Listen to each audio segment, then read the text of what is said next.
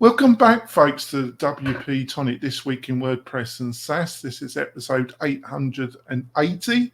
Got a great guest. We got Vikas Sangal, the founder of Insta WP. It's been making some waves. It's an interesting product, and I'm sure it's an interesting story about how Vikas got into this particular area of WordPress. I'm going to let him quickly introduce himself. So, Vikas, would you like to introduce yourself to the WP-Tonic tribe? Yeah, 100%. And first of all, thanks for having me, Jonathan. It's an absolute pleasure to be here. So, a little bit about myself. I started working on systems, networks, and security long back, about 2007. Started my career with Cisco, and after I guess 10 to 12 years of corporate experience, I always had a knack of like creating projects in the side and some kind of entrepreneurship. And eventually, I entered into WordPress. Stumbled across WordPress due to, as we all would do, by creating a website for a friend or family, right? And since I was a programmer as well, I figured out there is something called plugins. I started coding, acquiring more plugins. Fast forward to 2000, 2 years ago, right? So 2021. So I now have a company. We do plugins and themes. We have over 10 projects, and we have a team of like 35 people. Now, in this 2021, I was still thinking that there is not still a great way to kind of, or easier way to launch a WordPress. Sorry to interrupt. Let's go for a break there, because I want I like you to go into the background of Insta WP after we go for our initial break. So shall we leave it there? And I'd like to introduce, so Kurt, would you like to introduce yourself to the listeners and viewers? Absolutely, Jonathan. My name is Kurt Von Onen. I own an agency called Mañana No Mas. We focus primarily on membership and learning sites, and I work directly with WP-Tonic, Jonathan, and the folks at Lifter LMS. That's great. Oh, and nice. Before we go into the real meat and potatoes of this great interview, I had to curtail Vika enthusiasm to tell us about how he got WP Insta WP started, but we'll have that when we go for a break, and we're going for our initial break now. Got a couple of messages from our major sponsors. We'll be back in a few moments, folks. This podcast episode is brought to you by Lifter LMS, the leading learning management system solution for WordPress. If you or your client are creating any kind of online course, training-based membership website, or any type of e-learning project, Lifter LMS is the most secure, stable, well-supported solution on the market.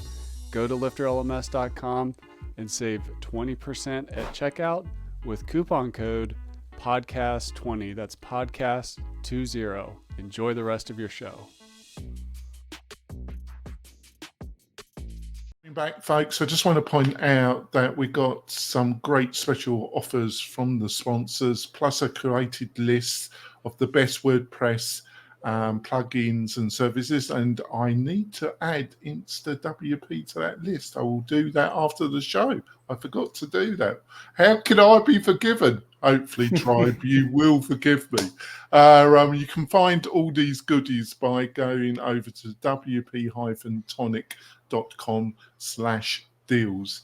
wp-tonic.com/deals, and you find the special offers and the curated list of best WordPress plugins and services there, which will save you a load of time.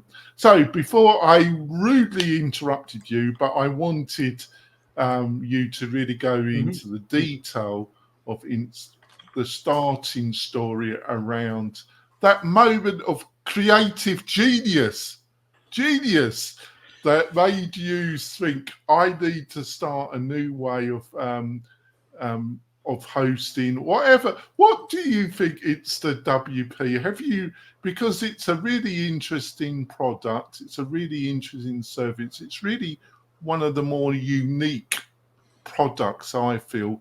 But how have you managed to refine how you really explain it quickly, what it is to people when you meet them at a conference or something?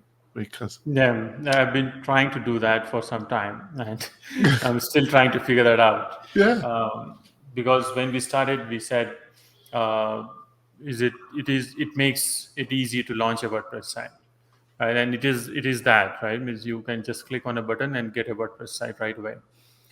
But then people started thinking that this is a test site service, where you can create a temp site for testing something and then just dispose it, right? You don't need to care about it further, which is obviously not good for the model. Nobody wants to pay for that. That's the honest truth of it. And then we started rebranding ourselves and also repositioning the product. So right now, the version of the definition is that it makes easier to build a WordPress project, and that's where we target the agencies and freelancers of the world, so that they can go on Insta, create a website, and deliver it to the client. Because we have inbuilt migrations, so on and so forth. So hopefully that answers the question. well, yeah, I think you've done a good job there. So what you really, because I think the confusion is that people could think it's full-time hosting, and it isn't, is it? It's a mechanism to build a prototype, have it available to a team and to the client, and then have inbuilt functionality that makes the migration a lot easier. I think I'm on the right path there, am I? That is correct. Yep. So it's like a prototyping tool. It's somewhere between local WP or a hosting panel, right? Somewhere in between. So- Either. Oh, that's fantastic. You can send me the check after the show, actually. So there we go. I'm sorry, British humour there. Gets me into so much trouble, but I still get such pleasure in getting into that trouble. There we go. That's the duality of my personality. So, Kurt, would you like to answer the next question? Yeah, I think we'll just let Vikas go with a continuation. Give us the background story on InstaWP and what made you decide to kind of bring something new, into that WordPress hosting space. 100%. Yeah. So, as I was saying earlier, is that means when we started, there was not, at least to my knowledge, that there was not an easier way to launch a WordPress site still in 2021. And then you need to like download some kind of file in your local, set up something, and then figure it out. And eventually, people will either have to buy a hosting account to test it or download a software. So there has to be a better way, right? And that's what came in. So InstaWP idea came into fruition after that. And within 2 months of prototyping, we launched the initial product into Twitter and post status kind of channels, and people started really liking us. So the thing which was really, really liked was instant launching part. I think that was the biggest sell. That was the USP. Nice. And then just to kind of bounce off of that, I mean, I look at your homepage and there's almost 500,000 sites created in there already. So there's a certain amount of success found in your launch. And I just kind of wanted to point that out and be like, this isn't a brand new thing. I mean, this is pretty cool stuff. Yeah. This is not like exactly brand new anymore. At the moment it was. And then eventually as I said, means it makes it easier for people to create a WordPress website, and that's what people did. And they created almost 500,000 websites, and we create about 2,000 websites per day now. So that is where we went. Means who knew that people wanted to create so many WordPress sites so quickly? Yeah, that's part of the question. The first question is like, what drove you to make that WordPress hosting, product? And it's that product market fit. I mean, it's to me, it's just really cool that you had a vision, you made it, and then boom, 500,000 sites are created through it, right? So obviously you kind of identified that niche and kind of nailed it right out of the start. That's pretty cool. Jonathan, on to you. Yeah. So what have been one or two of the biggest challenges in growing Insta WP, and how have you overcome these challenges in your own mind? So there must have been one or two challenges that have been the major ones. So maybe you can give some insight so other people can learn from your insights and mistakes. Yeah, sure. No, why not? Means I'm always open to vulnerabilities and challenges faced by generally operating a business, and also means specific to the business. In this case, InstaWP. So when we started, we quickly we did not build our own cloud. We used a third-party cloud to build the service, and then we build a wrapper around it. Quickly, we realized that this is not the way to go, because we want to have end-to-end control over the process of creation of WordPress or provisioning of WordPress sites. So that was one of the challenges we had to rewrite once we got funding from Automatic. So that was also a turning point for the business. So maybe we can talk about that later. And then we rewrote the entire thing. Now we can create as many sites as we want through a scalable architecture. So that was one of the challenge. And other challenges include general business challenges, how to scale the team, and finding the right people for the job, because this involved a lot of moving parts. So we had to create our own cloud. The server side has to be robust. The queue system has to be robust. So those technical people are not that easy to find. No, but to be fair to you, you said, classifying, utilizing a third-party service initially, you see that as a mistake. As I was listening to that, I thought you'd been a bit harsh on yourself, because, to prove concept, to prove that there's a market, because it is a little bit unique what you were doing, wasn't it? It is. You wasn't that really the quickest route to prove concept, really, to utilize a third-party system? And then when you prove the concept, you can then build your own infrastructure. So I'm just reflecting back, I think you've been a little bit harsh on yourself there. Yeah, I guess you're right, because means when you start, you don't have like 6 months of runway to build something.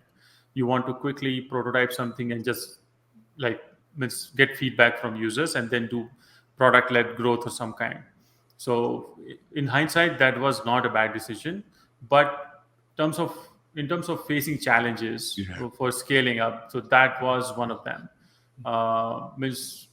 That was something bound to happen, right? If we started using our own solution from day one, that would have been a huge mistake, because we would have never gotten the product out, the MVP out, and then the product just dies, right? So, and I think this has happened to a lot of founders in the past, where they just build it for 1 year or maybe more, and then the product never see the light of the day, and they completely lose interest. So 100%.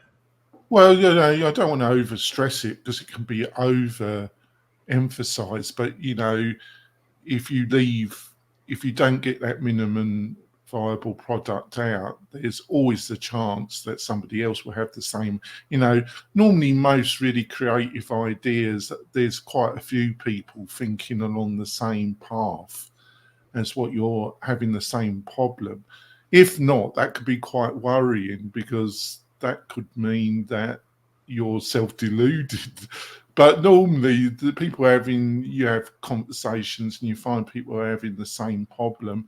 So there's probably people working on the same problem. So if you leave it too long, there's always the risk that you're not going to be first to market, isn't it? So it's a balance, isn't it? Yeah, it depends on what you're building, but definitely that is one of the factors when you are considering go-to-market.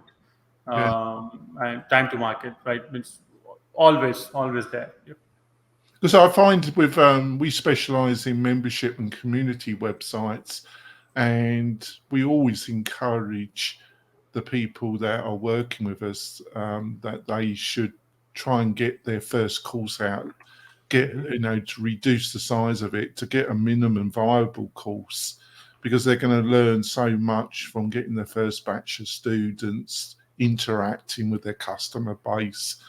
It's quite crucial in moving the course or the startup. So I think there's quite a bit of overlap. So over to you, Kurt. Yeah, thanks, Jonathan. I was just thinking when you were talking, about that course creators getting that first 10, that first 25, that first 50 users. And I was kind of, as an extension of two, thinking of challenges. What was it like to come out of the gate and get the adoption rate up with users for your product? That's an interesting question. When you build a product, you never actually think about how successful it's gonna be, right? It's always up to chance. So having built product in past, I have a bit of a knowledge about user psychology, right? And this was something I was kind of solving my own itch, which I think people relate to very, very much. So if you, let's say, as a course creator, came up with something which is faced by a lot of other creators as well, the adoption becomes like least of your problem, right? Means the product has to be really good and solve that problem which you are trying to solve. So I think that's the key to this overall. That's the key to your. I think some part of your question can be answered with that. Is find a problem which you are facing and which enough amount of people are also facing, and then just reach out to them, right? And I think that's the hustle you need to do initially. Post on socials, post on various other channels where these people are like you, facing the same challenges. I think that will get people excited. So initial option, and the second thing which we did is launch an AppSumo. I think that is also a very viable thing which we did. We did not on purpose choose LTD, which is lifetime deals. We just chose like a yearly plan, but with a huge discount on yearly plan. So that also helped us with driving the initial traction. And then there are other methods like Product Hunt. And we were number 2 product on Product Hunt. So that was also very, very helpful. Perfect. So an extension of that question is, what are some of the most surprising things on your journey with InstaWP that maybe you didn't anticipate? The funding. That was the first part. Never expected this product to actually go for this long and create 500,000 websites. We thought this is just a side project. I'm king of side projects. I've built over 20 side projects, and I think 2 of them have seen light of the day, and this has been one of them. So as I said, the funding was surprising. As soon as we saw adoption, I started applying or sending emails to VCs just to try my luck. And I was lucky enough or fortunate enough that we got the funding. And so there is always, this is a discussion for another time, but funding has its pros and cons. In our funding has definitely worked in our favor so far. Yeah, it reminds me of the show we did with Rob Walling. He talked about building with, bootstrapping versus funding. It's an interesting subject.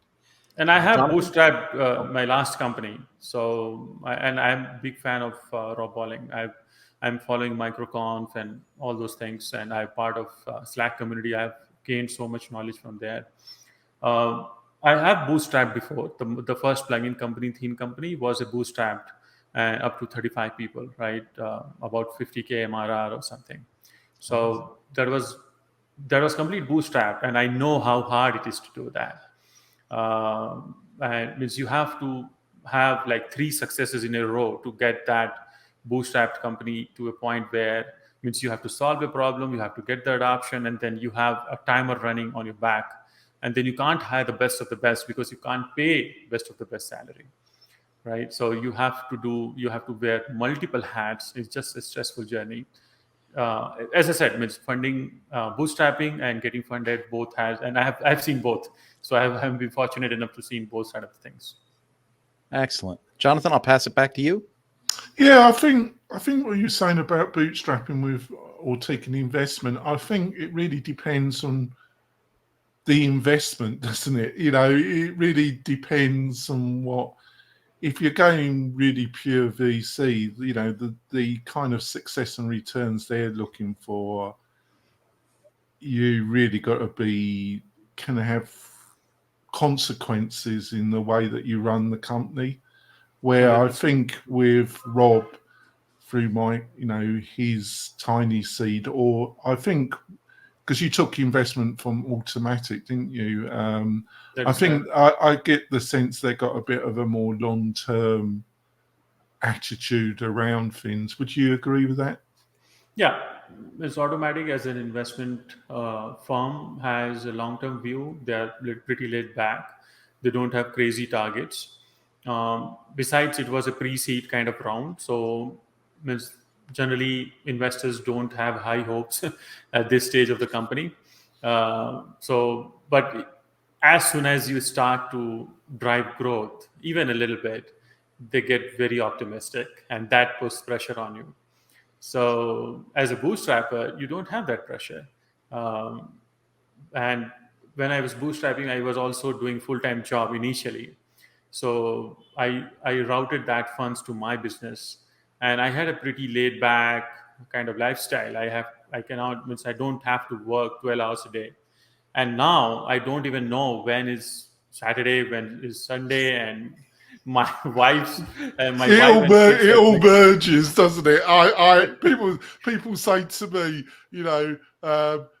do you work from Monday to Friday? And I just look at them and I think you're mad. I don't even most of the time I don't even know what bloody day it is. It's all merged together. so true. Yep. You know. And my family is all is almost ready to kill me. They're just waiting for me to come out of the home office.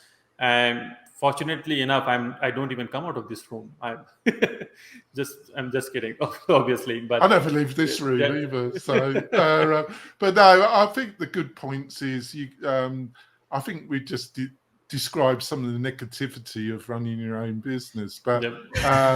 but I think the good thing is you can be very flexible to some degree about if you want to do something a particular day, as long as you've got no prior commitments, you Yeah, can you need to take that plan time. ahead. Yes. Yep. 100%. Yes. Of course, emergency will come up exactly on that period, but you need some people in your team that can handle that. Yeah, that's the beauty emergency. of having funds as well. Means you can hire people and then delegate to the best of the best people. So generally, bootstrappers have kind of a knack to hire freshers or people with less experience and then train them on the job. Whereas when you have funds, you can actually hire the experts and then delegate and then have your hands free on more like a strategic role. Because that's what I plan with WP-Tonic.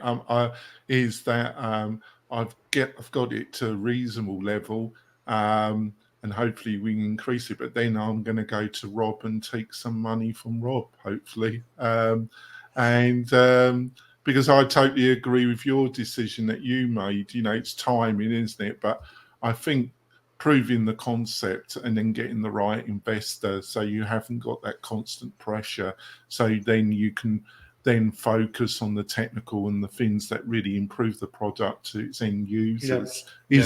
I totally agree with your logic and what you did. I think it was the right thing to do. So I think we go for our middle break. It's been a fascinating conversation so far, and we'll be back in a few moments, folks. We're back, folks. We've had a good old chat. I think we've got some decent insights, some value we offered to you. I had some complaints about last week's interview. I thought it was fun. No, not last week, the week before that. I thought it was fabulous. But there we go. You can't please everybody or certain people. But there we go. You just don't get my English wit. There you go. That's what I call it. I don't know what you call it, Troy. But there we go. So Oh, before we go into the next question, I want to point out that if you're looking for a great hosting partner, why don't you have a look at WP-Tonic? We've got over 15 years experience in working with WordPress. We're much more than a hosting provider. We are your backup partner. That's what we are. If you got stuck with a technical issue and you can't deal with it, and you got a really painful client, we're your backup. As part of our hosting plans, we will sort your problem out. What more could you ask for? That's a dream for a WordPress freelancer. To find out more about our special partner plans, all you have to do is go over to wp-tonic.com/partners. wp-tonic.com/partners, and you find out what we are offering. You'll be blown away. Please become a partner with WP-Tonic. So let's go in. That was better, wasn't it, Kurt? I think I'm getting better on this, aren't I? Getting better, man. Getting better. Yeah, there we go. So, oh dear. So on to the next question. So, where would you like the business to be in a year to 18 months' time? We've got the reality check. You seem a pretty stable, down-to-earth type of guy. That's the vibe I'm getting from you. But where would you really like it in 18 months' time if everything pans out the way? Well, we don't know, do we? But we all have these dreams, don't we? And in case of VC, you have to have dreams, right? You have to project that dream so that they also can dream with you and invest in you. And the dream which we have is to make WordPress as de facto everywhere. It already is, but with the rise of, not to name platforms, and the rise of not so good hosting providers, there are a lot of people who come to WordPress and then they just go away, right? Because of how hard it is to get onboarded into platform. So we aim to solve that in some way. We want to empower agencies, hosting providers, product companies to solve all of these onboarding related problems for their businesses. And eventually, means if any agency can launch their own SaaS, let's say a membership or a LMS kind of SaaS, why not, right? And everywhere there will be pockets of these SaaS companies built on WordPress. We want to enable that kind of infrastructure. So we want to become a platform. I see where you're coming from, but I'll just put this. I'm not saying no to what you've just outlined, but there's also, it's finding the right balance. And I just put this to you because there's something what I call the WordPress wall garden solution.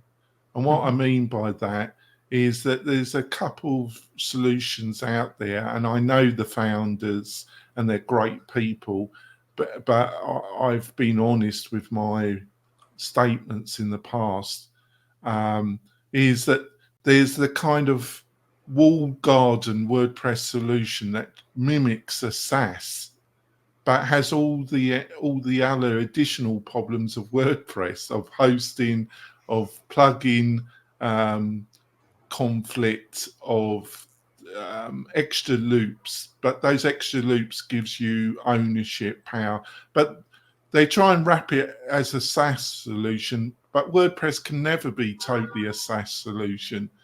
So it's finding a middle way, and that's tricky. That's tricky. It's been tricky at WP-Tonic. How much flexibility do we give to our hosting clientele, and how much we have to put our foot down because they're not doing them a favor themselves. So it's a tricky area. Can you see where I'm coming from, or be honest, or do you think I'm just talking gibberish? Because no, I totally see it. Because WordPress is a very different kind of platform. It is not built for SaaSification of WordPress, right? So you have to be very careful of your stack or the wall garden you are speaking about, right?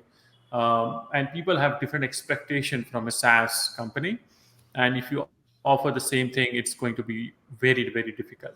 What we mean by WAS or SaaS, website as a service, you actually present a ready-made templated website to somebody with a specific use case. And of course, there are always niches and flavors of that. But to some degree, you can enable that without any issues, especially with the modern plugins and themes which are now available, which are not so heavy on the platform, right? And if there is a scalable architecture beneath, which can scale can solve some of the scaling issues of WordPress, I think it can be achievable to some degree. I'll not say 100%, but as I agree with you totally. WordPress is not something which can be like is a Laravel application, right? It's built for scale. It's not. It is not that. It is not built for that kind of scale which we are talking about. Yeah, but I do agree with you. I think there's a middle ground. I think there definitely is a middle ground, but I think everybody's on the same journey and nobody's really finalized, really clarified where that's precisely that sweet spot is. I think that's still up in the air to some degree.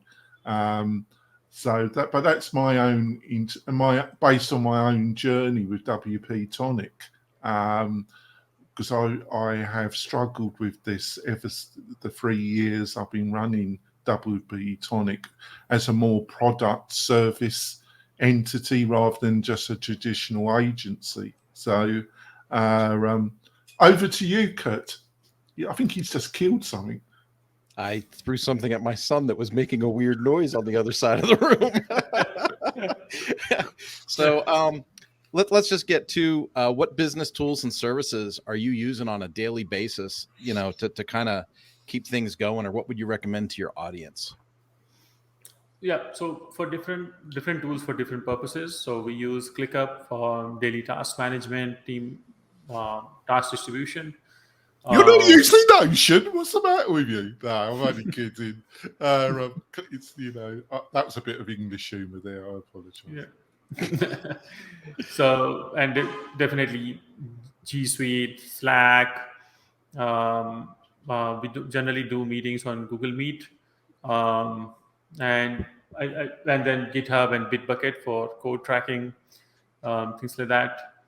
I guess we definitely use StreamYard for streaming because we are now going online with some of our partnerships, and not so surprising, use WordPress for our main marketing site and a lot of other projects. What, you mean you're not using Squarespace for your own? Yeah, that's funny because when I started HTWP, one of our team members suggested, why don't we use Wix for our marketing Is he site? still working for you? he is, unfortunately, but that's not very nice. I hope he's not listening to this. That's not very nice, is it? God, blimey, poor soul. And his reasoning was that it's so much easier to build on Wix, and I was just almost so angry about it. And then I started working in the page builder, and I said to him, yes, I see your point. Definitely, I see your point. So, but obviously, as I said, things have improved so much in the last couple of years. Yeah. In terms of I used to call there is a lot of legacy components still in WordPress, and we as a community moving towards a modern tooling, and instead of people wants to be part of that tooling, where you don't have to think about launching a WordPress site. You just launch it, work on it, deliver it. That's it.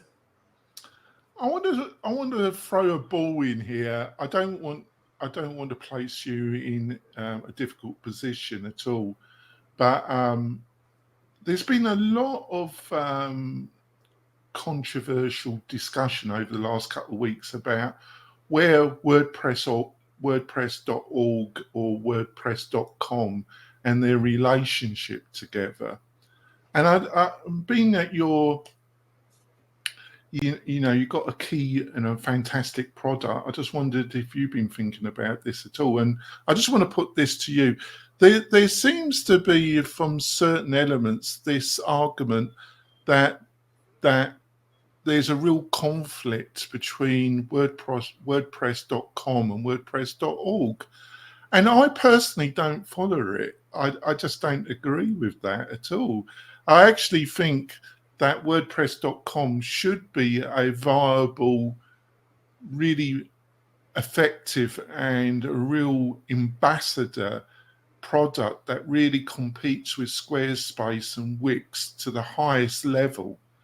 I am a little bit sad about where WordPress.com is at the present moment, because I can't say to people it's the equivalent or much better than Wix or Squarespace.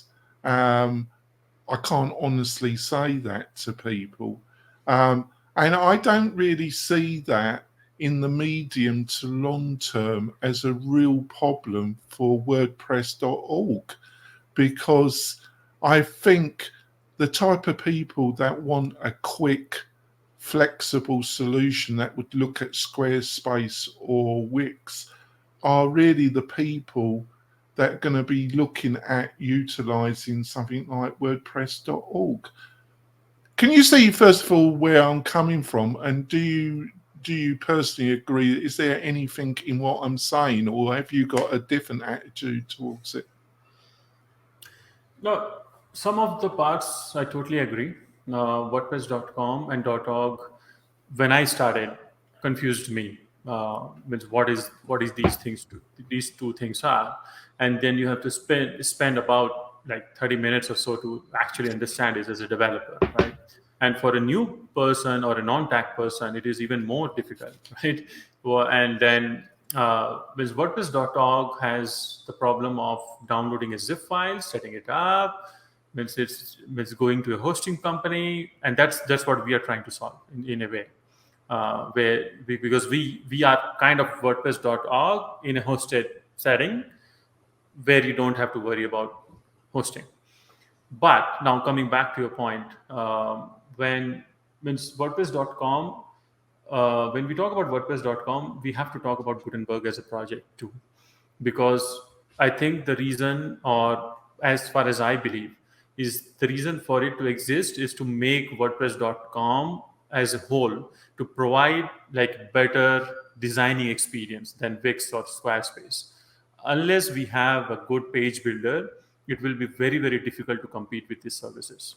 So and recommending an external or a third-party page builder, I don't know whether WordPress.com will be comfortable with that, right? And having a very good page builder in the core goes a long way, right? And people have different opinion about it. I am very positive on Gutenberg project as a whole. That drives WordPress growth even further. So that drives WordPress.com adoption even further, right? And this is something I really like. What you said is WordPress.com should be the forefront of what WordPress can achieve, and then show to the world that we are even better than Wix or Squarespace. By the way, if you want your own version of WordPress, you can also host it, right?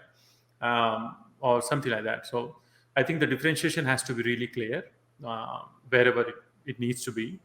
I think they can do a better job of placing themselves as one of the viable competitor, as you said.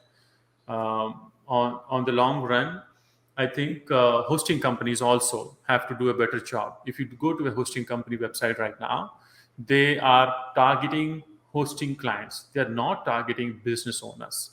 So doesn't matter which hosting company you go, almost everybody. Oh yeah, you need to go to the WP-Tonic website. We're very focused. We're very focused about who our user base are.